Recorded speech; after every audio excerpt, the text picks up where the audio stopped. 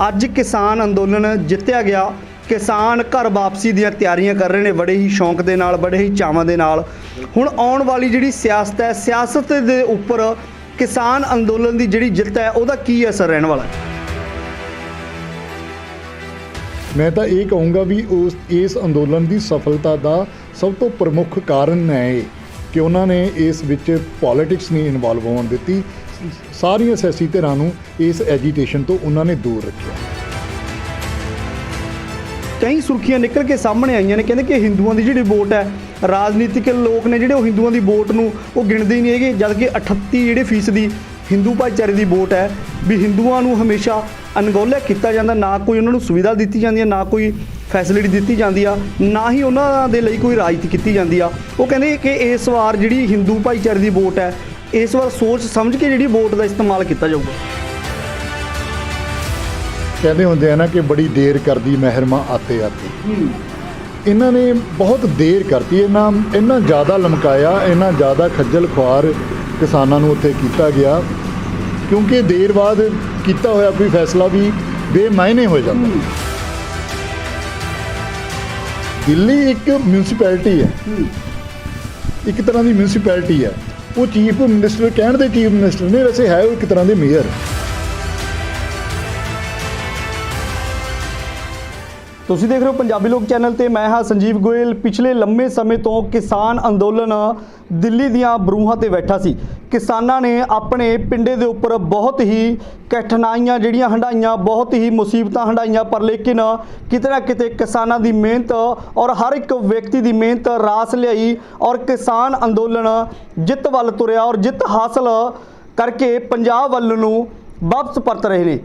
उस दे उपर ही गलबात करन दे लई अकाली दल के स्पोक्समैन सतवीर सिंह जेजी होरी साडे नाल ने, क्योंकि गल कली संघर्ष की ही नहीं, अकाली दल की ही नहीं, कांग्रेस की ही नहीं, हल्के सारिया ही सियासी पार्टियां की करांगे कि इस किसान अंदोलन की जित दे नाल पंजाब की सियासत के उपर की असर रहने वाला है 2022 ਦੀਆਂ ਚੋਣਾਂ ਨੂੰ लैके। सतवीर जी, पंजाबी लोग चैनल के सब तो पहला तुहाडा सवाल। धन्यवाद जी संजीव जी, तुहाडा बहुत बहुत धन्यवाद। किस तरह देखते हो सतवीर जी, किसान अंदोलन ਚੱਲਿਆ, लंबा समा ਚੱਲਿਆ, किसानों ने बड़े दुख दर्द हंडाए, हर एक व्यक्ति ने किसान अंदोलन का साथ दिता। अज किसान अंदोलन जित्तिया गया। किसान घर वापसी ਦੀਆਂ ਤਿਆਰੀਆਂ कर रहे हैं बड़े ही शौक के नाल, बड़े ही चावां दे नाल। हुण आउण वाली जिहड़ी सियासत है, सियासत के उपर किसान अंदोलन की जिहड़ी जित है उहदा की असर रहने वाला है? देखो संजीव जी, बहुत ही खुशी की गल है, क्योंकि एक बहुत वड्डी इतिहासिक जित हुई है, जो कि इतिहास के पन्नियां दे विच ये जित दर्ज होएगी। बहुत ही संघर्ष किया अपने पंजाब, हरियाणा, समुचे देश के किसानों ने, जिहदी कि शुरुआत पंजाब के किसानों ने की।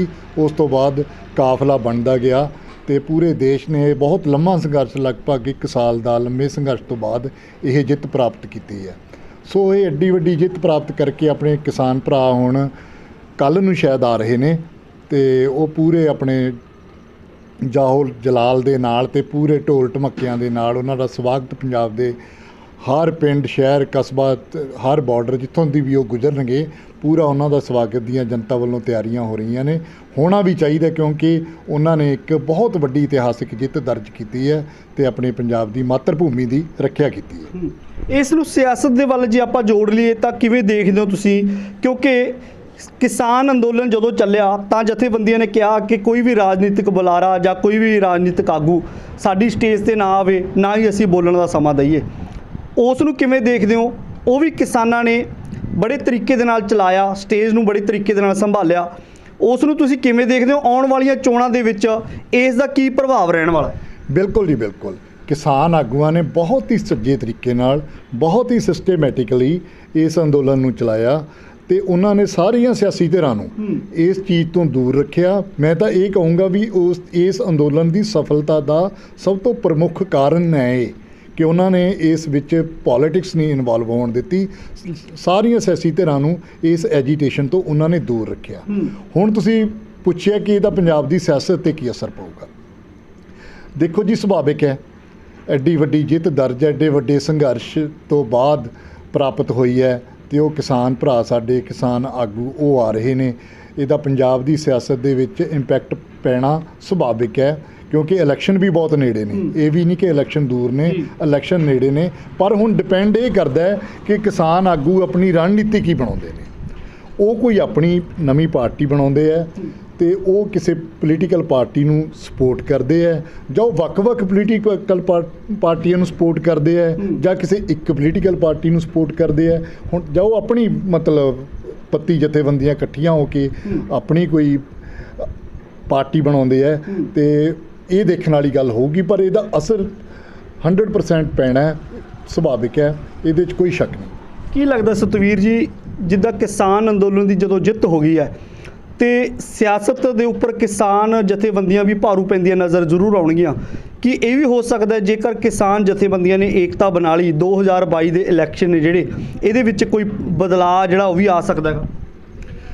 ਦੇਖੋ ਜੀ, ਡਿਪੈਂਡ ਕਰਦਾ ਕਿ ਹੁਣ 32 ਕਿਸਾਨ ਜਥੇਬੰਦੀਆਂ ਨੇ ਜਿਹੜੀਆਂ ਇਕੱਲੇ ਪੰਜਾਬ ਦੀਆਂ ਨੇ, ਤੇ ਹੁਣ ਜਿਵੇਂ ਮੈਂ ਪਹਿਲਾਂ ਕਿਹਾ ਵੀ ਡਿਪੈਂਡ ਕਰਦਾ ਕਿ ਇਹ ਹੁਣ ਅੱਗੇ ਆਪਣੀ ਏਕਤਾ ਇਹ ਬਣਾਈ ਰੱਖਦੇ ਨੇ ਤੇ ਉਹਨੂੰ ਕਿੰਨਾ ਕੁ ਅੱਗੇ ਤੱਕ ਲੈ ਕੇ ਜਾਂਦੇ ਨੇ, ਤੇ ਜਾਂ ਇਹ ਵੱਖ-ਵੱਖ ਆਪਦੇ ਵੱਖ-ਵੱਖ ਗਰੁੱਪ ਬਣਾਉਂਦੇ ਨੇ, ਜਾਂ ਸਾਰੇ ਜਾਣੀ ਇੱਕ ਪਾਰਟੀ ਬਣਾ ਇੱਕ ਪਲੇਟਫਾਰਮ ਤੇ ਕੱਢਦੇ ਨੇ। ਕਿ ਮੇਰੇ ਕਹਿਣ ਦਾ ਭਾਵ 32 ਦੀਆਂ 32 ਜਥੇਬੰਦੀਆਂ ਇੱਕ ਪਲੇਟਫਾਰਮ ਤੇ ਕੱਢਦੀਆਂ ਨੇ, ਤਾਂ ਉਸ ਗੱਲ ਦੇ ਵੱਖ-ਵੱਖ ਇੰਪੈਕਟ ਪੈਣਗੇ। ਉਹ ਡਿਪੈਂਡ ਕਰਦਾ ਕਿ ਇਹ ਕਿਸਾਨ ਆਗੂ ਅੱਗੇ ਆਪਦੀ ਰਣਨੀਤੀ ਕਿਸ ਤਰ੍ਹਾਂ ਬਣਾਉਂਦੇ ਨੇ। ਦੂਸਰੇ ਪਾਸੇ ਰਣਨੀਤੀ ਜੇ ਆਪਾਂ ਕਹੀਏ ਤਾਂ ਕਿਤੇ ਨਾ ਕਿਤੇ ਹਿੰਦੂ ਸੰਗਠਨ ਨੇ ਜਿਹੜੇ ਇਸ ਵਾਰ ਉਹ ਵੀ ਕਿਤੇ ਨਾ ਕਿਤੇ ਜਾਗਦੇ ਨਜ਼ਰ ਆਉਂਦੇ ਨੇ। ਕਈ ਸੁਰਖੀਆਂ ਨਿਕਲ ਕੇ ਸਾਹਮਣੇ ਆਈਆਂ ਨੇ, ਕਹਿੰਦੇ ਕਿ ਹਿੰਦੂਆਂ ਦੀ ਜਿਹੜੀ ਵੋਟ ਹੈ, ਰਾਜਨੀਤਿਕ ਲੋਕ ਨੇ ਜਿਹੜੇ ਉਹ ਹਿੰਦੂਆਂ ਦੀ ਵੋਟ ਨੂੰ ਉਹ ਗਿਣਦੇ ਹੀ ਨਹੀਂ ਹੈਗੇ, ਜਦ ਕਿ 38 ਜਿਹੜੇ ਫੀਸਦੀ ਹਿੰਦੂ ਭਾਈਚਾਰੇ ਦੀ ਵੋਟ ਹੈ, ਵੀ ਹਿੰਦੂਆਂ ਨੂੰ ਹਮੇਸ਼ਾ ਅਣਗੌਲਿਆ ਕੀਤਾ ਜਾਂਦਾ, ਨਾ ਕੋਈ ਉਹਨਾਂ ਨੂੰ ਸੁਵਿਧਾ ਦਿੱਤੀ ਜਾਂਦੀ ਹੈ, ਨਾ ਕੋਈ ਫੈਸਿਲਿਟੀ ਦਿੱਤੀ ਜਾਂਦੀ ਆ, ਨਾ ਹੀ ਉਹਨਾਂ ਦੇ ਲਈ ਕੋਈ ਰਾਜਨੀਤੀ ਕੀਤੀ ਜਾਂਦੀ ਆ। ਉਹ ਕਹਿੰਦੇ ਕਿ ਇਸ ਵਾਰ ਜਿਹੜੀ ਹਿੰਦੂ ਭਾਈਚਾਰੇ ਦੀ ਵੋਟ ਹੈ, ਇਸ ਵਾਰ ਸੋਚ ਸਮਝ ਕੇ ਜਿਹੜੀ ਵੋਟ ਦਾ ਇਸਤੇਮਾਲ ਕੀਤਾ ਜਾਊਗਾ। ਦੇਖੋ ਜੀ, ਤੁਸੀਂ ਬਹੁਤ ਵੈਲਿਡ ਕੁਐਸਚਨ ਕੀਤਾ ਹੈ, ਕਿਉਂਕਿ ਹਿੰਦੂ ਬਹੁਤ ਵੱਡਾ ਵੋਟ ਬੈਂਕ ਹੈ ਪੰਜਾਬ ਦੇ ਵਿੱਚ, ਤੇ 38% ਤੁਸੀਂ ਕਿਹਾ, ਤੇ ਇੰਨਾ ਹੀ ਵੋਟ ਬੈਂਕ ਹਿੰਦੂ ਵੀਰਾਂ ਦਾ ਹੈਗਾ। ਇਹ ਬਹੁਤ ਵੱਡਾ ਵੋਟ ਬੈਂਕ ਹੈ। ਸੋ ਪਿਛਲੇ ਸਮੇਂ ਦੌਰਾਨ ਜੋ ਕੁਝ ਘਟਨਾਵਾਂ ਹੋਈਆਂ, ਉਹ ਵੀ ਬੜੀਆਂ ਮਨ ਨੂੰ ਠੇਸ ਪਹੁੰਚਾਉਣ ਵਾਲੀਆਂ ਘਟਨਾਵਾਂ ਹੋਈਆਂ, ਖਾਸ ਤੌਰ 'ਤੇ ਕਾਂਗਰਸ ਪਾਰਟੀ ਵੱਲੋਂ। ਸੁਨੀਲ ਜਾਖੜ ਸਾਹਿਬ ਨੂੰ ਇਸ ਕਰਕੇ ਨੇ ਉਹਨਾਂ ਨੇ ਮੁੱਖ ਮੰਤਰੀ ਬਣਾਇਆ ਵੀ ਕਿਉਂਕਿ ਉਹ ਇੱਕ ਹਿੰਦੂ ਚਿਹਰਾ ਨੇ। ਦੱਸੋ ਵੀ ਇੱਕ ਸੈਕੂਲਰ ਕੰਟਰੀ ਦੇ ਵਿੱਚ, ਇੱਕ ਆਪਣੇ ਸੰਵਿਧਾਨ ਦੇ ਵਿੱਚ ਇਹਨਾਂ ਚੀਜ਼ਾਂ ਲਈ ਕੋਈ ਥਾਂ ਹੀ ਨਹੀਂ ਹੈ। ਸੈਕੂਲਰਿਜ਼ਮ ਦੀ ਆਪਾਂ ਗੱਲ ਕਰਦੇ ਹਾਂ, ਖਾਸ ਤੌਰ ਤੇ ਕਾਂਗਰਸ ਪਾਰਟੀ ਇਸ ਚੀਜ਼ ਦਾ ਦਾਅਵਾ ਕਰਦੀ ਹੈ। ਨਹੀਂ, ਦੀਵਾਨ ਟੋਡਰਮਲ ਜੀ ਕੀ ਹਿੰਦੂ ਨਹੀਂ ਸੀਗੇ? ਐਡੀ ਵੱਡੀ ਕੁਰਬਾਨੀ ਕੀਤੀ ਉਹਨਾਂ ਨੇ। ਦੀਵਾਨ ਟੋਡਰਮਲ ਜੀ, ਹੋਰ ਵੀ ਬਹੁਤ ਸਾਰੀਆਂ ਉਦਾਹਰਨਾਂ ਨੇ ਜੀ, ਮਤਲਬ ਸਿੱਖ ਇਤਿਹਾਸ ਦੇ ਵਿੱਚ ਵੀ ਬਹੁਤ ਵੱਡੀਆਂ ਉਦਾਹਰਨਾਂ ਨੇ ਜਿੱਥੇ ਹਿੰਦੂ ਭਾਈਚਾਰੇ ਨੇ ਬਹੁਤ ਵੱਡੀਆਂ ਕੁਰਬਾਨੀਆਂ ਕੀਤੀਆਂ ਨੇ।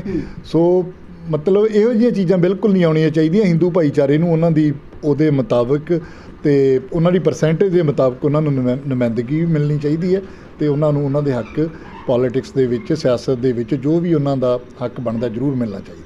ਸਤਵੀਰ ਜੀ, ਦੂਸਰੇ ਪਾਸੇ ਬੀਜੇਪੀ ਦਾ ਵੀ ਆਪਾਂ ਜ਼ਿਕਰ ਜ਼ਰੂਰ ਕਰਾਂਗੇ, ਕਿਉਂਕਿ ਬੀਜੇਪੀ ਦਾ ਜ਼ਿਕਰ ਹੈ ਜਿਹੜਾ ਬਹੁਤ ਲੰਮੇ ਸਮੇਂ ਤੋਂ ਚੱਲਦਾ ਆ ਰਿਹਾ। ਕਿਉਂ ਚੱਲਦਾ ਆ ਰਿਹਾ? ਕਿਉਂਕਿ ਕਿਸਾਨੀ ਅੰਦੋਲਨ ਦੇ ਵਿੱਚ ਜਿਹੜੇ ਖੇਤੀ ਕਾਨੂੰਨ ਰੱਦ ਕਰਵਾਉਣ ਵਾਸਤੇ ਹਮੇਸ਼ਾ ਬੀਜੇਪੀ ਦਾ ਹੀ ਜ਼ਿਕਰ ਕੀਤਾ ਜਾਂਦਾ ਸੀਗਾ ਕਿ ਬੀਜੇਪੀ ਦਾ ਜਿਹੜਾ ਵਿਰੋਧ ਕੀਤਾ ਜਾ ਰਿਹਾ, ਉਸ ਦੇ ਖਿਲਾਫ ਪ੍ਰੋਟੈਸਟ ਕੀਤਾ ਜਾ ਰਿਹਾ। ਪਰ ਲੇਕਿਨ ਹੁਣ 2022 ਦੀਆਂ ਵਿਧਾਨ ਸਭਾ ਜਿਹੜੇ ਚੁਣਾਵ ਨੇ ਉਹ ਨਜ਼ਦੀਕ ਨੇ। ਬੀਜੇਪੀ ਜਿਹੜੀ ਹੈਗੀ ਆ ਪੰਜਾਬ ਦੇ ਵਿੱਚ ਸਰਗਰਮ ਹੁੰਦੀ ਨਜ਼ਰ ਆ ਰਹੀ ਆ। ਇਸੇ ਕਰਕੇ ਮਹਾਰਾਜ ਕੈਪਟਨ ਅਮਰਿੰਦਰ ਸਿੰਘ ਵੀ ਬੀਜੇਪੀ ਦਾ ਸਾਥ ਦੇ ਰਹੇ ਨੇ। ਔਰ ਦੂਸਰੇ ਪਾਸੇ ਜੇ ਆਪਾਂ ਗੱਲ ਕਰ ਲਈਏ ਢੀਂਡਸਾ ਪਰਿਵਾਰ ਦੀ, ਸੁਖਦੇਵ ਸਿੰਘ ਢੀਂਡਸਾ ਹੋਰੀ ਜੋ ਕਿ ਵੱਡਾ ਇੱਕ ਨਾਮ ਰਾਜਨੀਤੀ ਦੇ ਵਿੱਚ ਹੈਗਾ, ਉਹ ਵੀ ਕਿਤੇ ਨਾ ਕਿਤੇ ਬੀਜੇਪੀ ਦਾ ਜਿਹੜਾ ਸਾਥ ਦੇ ਰਹੇ ਨੇ। ਕੀ ਲੱਗਦਾ ਕਿ ਦੋਨੇ ਜਿਹੜੇ ਵੱਡੇ ਚਿਹਰੇ ਨੇ ਰਲ ਕੇ ਬੀਜੇਪੀ ਦੀ ਜਿਹੜੀ ਬੇੜੀ ਆ ਉਸ ਨੂੰ ਪਾਰ ਲਗਾ ਦੇਣਗੇ? ਦੇਖੋ ਜੀ, ਗੱਲ ਇਹ ਹੈ ਤੇ ਉਹ ਕਹਿੰਦੇ ਹੁੰਦੇ ਆ ਨਾ ਕਿ ਬੜੀ ਦੇਰ ਕਰਦੀ ਮਹਿਰਮਾ ਆਤੇ ਆਤੇ। ਇਹਨਾਂ ਨੇ ਬਹੁਤ ਦੇਰ ਕਰਤੀ, ਇੰਨਾ ਜ਼ਿਆਦਾ ਲਮਕਾਇਆ, ਇੰਨਾ ਜ਼ਿਆਦਾ ਖੱਜਲ ਖੁਆਰ ਕਿਸਾਨਾਂ ਨੂੰ ਉੱਥੇ ਕੀਤਾ ਗਿਆ, ਕਿਉਂਕਿ ਦੇਰ ਬਾਅਦ ਕੀਤਾ ਹੋਇਆ ਕੋਈ ਫੈਸਲਾ ਵੀ ਬੇਮਾਇਨੇ ਹੋ ਜਾਂਦਾ। ਸੋ ਇਸ ਕਰਕੇ ਬੀਜੇਪੀ ਦੀ ਮੈਨੂੰ ਨਹੀਂ ਲੱਗਦਾ ਵੀ ਪੰਜਾਬ ਦੇ ਵਿੱਚ ਕੁਝ ਵੀ ਕਰ ਲੈਣ, ਪਰ ਇਸ ਇਲੈਕਸ਼ਨ ਦੇ ਵਿੱਚ ਉਹਨਾਂ ਦੀ ਕੋਈ ਗੱਲ ਨਹੀਂ ਬਣਨ ਵਾਲੀ। ਭਾਵੇਂ ਕੈਪਟਨ ਦੇ ਨਾਲ ਗੱਠਜੋੜ, ਚਾਹੇ ਹੋਰ ਪਾਰਟੀਆਂ ਦੇ ਨਾਲ ਗੱਠਜੋੜ ਕਰ ਲੈਣ, ਉਹਨਾਂ ਦਾ ਇਹ ਨਹੀਂ ਬਣਨਾ, ਕਿਉਂਕਿ ਸੰਜੀਵ ਜੀ 700 ਸ਼ਹਾਦਤ ਹੋਈ ਹੈ। ਬਿਲਕੁਲ। ਹੁਣ ਜਿਹੜੇ 700 ਸ਼ਹਾਦਤ ਹੋਈ ਹੈ, ਤੇ ਉਹ ਦੱਸੋ ਜਿਹੜੇ ਜੀ ਚਲੇ ਗਏ ਉਹਨਾਂ ਨੂੰ ਕਿਵੇਂ ਉਹ ਪੂਰਤੀ ਕੀਤੀ ਜਾ ਸਕਦੀ ਹੈ? ਸੋ ਇਸ ਕਰਕੇ ਬੀਜੇਪੀ ਦਾ ਇੰਪੈਕਟ ਪੈਣਾ, ਭਾਵੇਂ ਉਹ ਜਿੰਨੀ ਮਰਜ਼ੀ ਕੋਸ਼ਿਸ਼ ਕਰ ਲੈਣ, ਉਹ ਕਰ ਵੀ ਰਹੇ ਨੇ ਤੇ ਹੋਰ ਵੀ ਕਰਨਗੇ। ਤੇ ਉਹ ਆਪਣਾ ਹਰ ਸੰਸਾਧਨ ਵਰਤਣਗੇ ਕਿਉਂਕਿ ਬਹੁਤ ਵੱਡੀ ਪਾਵਰ ਹੈ ਉਹਨਾਂ ਕੋਲੇ ਤੇ ਉਹ ਆਪਣੇ ਸਾਰੇ ਵਾਈਪਨ ਯੂਜ਼ ਕਰਨਗੇ ਜੋ ਵੀ ਉਹਨਾਂ ਕੋਲੇ ਹੈਗੇ ਨੇ, ਪਰ ਉਹਨਾਂ ਦੀ ਗੱਲ ਨਹੀਂ ਬਣਨ ਵਾਲੀ। ਕਿਸ ਤਰ੍ਹਾਂ ਦੇਖਦੇ ਹੋ, ਜਿਵੇਂ ਹੁਣ ਸਾਰੇ ਇਕੱਠੇ ਹੋ ਗਏ ਨੇ, ਢੀਂਡਸਾ ਪਰਿਵਾਰ ਇਕੱਠਾ ਹੋ ਗਿਆ, ਕੈਪਟਨ ਸਾਹਿਬ ਵੀ ਇਕੱਠੇ ਹੋ ਗਏ ਨੇ, ਬੀਜੇਪੀ ਦੇ ਬੰਦੇ ਜਿਹੜੇ ਹੈਗੇ ਨੇ ਹੁਣ ਹਲਕਾ ਵਾਈਜ਼ ਉਤਾਰੇ ਜਾਣਗੇ ਚੋਣ ਮੈਦਾਨ ਦੇ ਵਿੱਚ। ਦੂਸਰੇ ਪਾਸੇ ਢੀਂਡਸਾ ਦੀ ਪਾਰਟੀ ਅਕਾਲੀ ਦਲ ਸੰਯੁਕਤ ਦੇ ਵੱਲੋਂ ਜੇ ਆਪਾਂ ਦਿੜਬੇ ਹਲਕੇ ਦੀ ਗੱਲ ਕਰੀਏ ਤਾਂ ਉੱਥੇ ਵੀ ਇੱਕ ਕਬੱਡੀ ਖਿਡਾਰੀ ਨੇਗੇ ਸੋਮਾ ਘਰਾਚੋਂ, ਉਹਨਾਂ ਨੂੰ ਇੰਚਾਰਜ ਲਗਾ ਦਿੱਤਾ ਕਿ ਹੁਣ ਉਹਨਾਂ ਨੇ ਜਿਹੜੀ ਤਿਆਰੀ ਹੈ ਆਪਦੀ ਉਹ ਸ਼ੁਰੂ ਕਰ ਦਿੱਤੀ ਹੈ। ਫਿਰ ਇਹ ਤਾਂ ਇਹੀ ਜਿਹੜਾ ਹੈਗਾ ਖੁੱਲ੍ਹ ਕੇ ਸਾਹਮਣੇ ਆਉਂਦਾ ਕਿ ਖਿਡਾਰੀ ਦੇ ਮੁਕਾਬਲੇ ਖਿਡਾਰੀ ਉਤਾਰ ਰਹੇ ਨੇ ਉਹ। ਦੇਖੋ ਜੀ, ਗੱਲ ਇਹ ਹੁੰਦੀ ਹੈ ਕਿ ਜਨਤਾ ਨਾ ਹੁਣ ਬਹੁਤ ਜ਼ਿਆਦਾ ਜਾਗਰੂਕ ਹੋ ਚੁੱਕੀ ਹੈ ਤੇ ਸਿਆਸਤ ਦੇ ਵਿੱਚ ਟਾਈਮਿੰਗ ਬਹੁਤ ਅਹਿਮੀਅਤ ਰੱਖਦੀ ਹੈ। ਹੁਣ ਜੋ ਇਹ ਬਿਲਕੁਲ ਚੋਣਾਂ ਸਿਰ ਤੇ ਖੜੀਆਂ ਨੇ, ਕਿਸੇ ਵੀ ਟਾਈਮ 10-15 ਦਿਨਾਂ 'ਚ ਕਦੋਂ ਵੀ ਚੋਣ ਜਾਬਤਾ ਲੱਗ ਸਕਦਾ ਹੈ।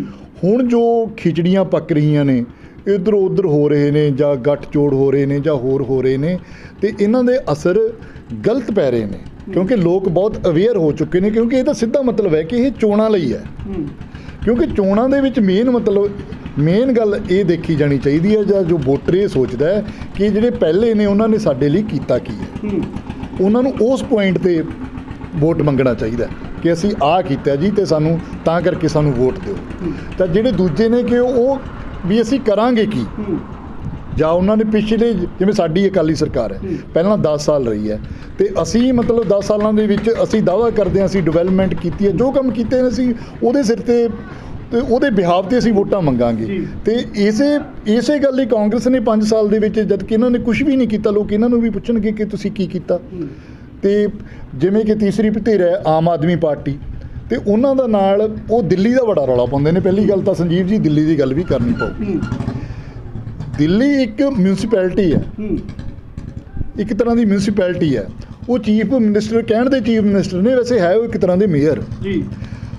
ਬਾਕੀ ਗੱਲ ਜਗਰਾਫੀਕਲ ਪੋਜੀਸ਼ਨ ਦੀ ਬਹੁਤ ਵੱਡਾ ਅੰਤਰ ਹੈ ਪੰਜਾਬ ਤੇ ਦਿੱਲੀ ਦਾ, ਤੇ ਉੱਥੇ ਤਾਂ ਨਾ ਮਾਤਰ ਕਿਸਾਨ ਨੇ, ਇਹ ਮੁੱਖ ਕਿਸਾਨੀ ਦੀ ਸਟੇਟ ਹੈ। ਬਾਕੀ ਦਿੱਲੀ ਦੀਆਂ ਡਿਮਾਂਡਸ ਹੋਰ ਨੇ, ਪੰਜਾਬ ਦੀਆਂ ਡਿਮਾਂਡਸ ਹੋਰ ਨੇ। ਬਾਕੀ ਜੋ ਪੰਜਾਬ ਤੇ ਹਰਿਆਣੇ ਤੇ ਦਿੱਲੀ ਦੇ ਆਪਸੀ ਮਸਲੇ ਨੇ ਉਹਨਾਂ ਬਾਰੇ ਉਹਨਾਂ ਦੇ ਵੱਖ-ਵੱਖ ਸਟੈਂਡ ਨੇ, ਉੱਥੇ ਉਹ ਸਟੈਂਡ ਨਹੀਂ ਕਲੀਅਰ ਕਰ ਪਾ ਰਹੇ।